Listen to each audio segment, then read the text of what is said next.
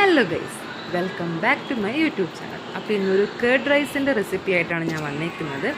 അപ്പോൾ curd rice recipe എന്ന് പറയുമ്പം അതെല്ലാവർക്കും ഫെമിലിയർ ആണോ എന്നൊന്നും എനിക്കറിയില്ല, ഇതെല്ലാവർക്കും ഇഷ്ടപ്പെടുമോ എനിക്കറിയില്ല.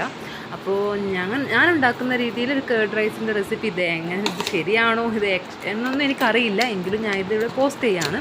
അപ്പോൾ ഞാനാണെങ്കിൽ ഏതാണോ ചോറ് വെച്ചത് അതിൽ നിന്ന് കുറച്ച് ചോറെടുത്തിട്ടാണ് ചെയ്യുന്നത്.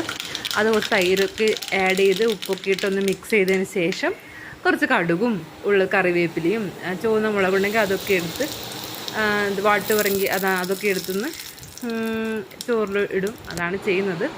എന്നിട്ട് എന്തെങ്കിലും ഫ്രൂട്ട്സ് ഒക്കെ ഇടുന്നത് എനിക്ക് ചോറിന് കൊടുത്തൊരു മധുരം എനിക്കിഷ്ടമല്ല, പക്ഷേ ഒരു ഭംഗിക്ക് വേണ്ടിയിട്ടാണ് ഞാൻ ഉറുമാമ്പഴത്തിൻ്റെ സീഡെടുത്ത് ഇങ്ങനെ ഇട്ടത്.